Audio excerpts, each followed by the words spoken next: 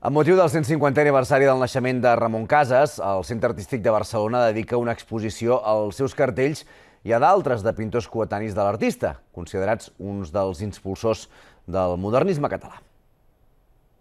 Artista multidisciplinar, Ramon Casas és el primer gran cartellista d'Espanya. Influenciat per l'Art Nouveau, en els seus viatges a París va saber imprimir la modernitat que una societat filla de la bonança de la revolució industrial reclamava. De sintetitzar molt les coses, de transmetre les idees molt clares, una intel·ligència superior, fantàstica i una involucració amb la societat. Imatges publicitàries que 120 anys després es continuen utilitzant, com aquestes d'Anís del Mono, on es reforçava la figura del mico en una època en què gran part de la població no sabia llegir.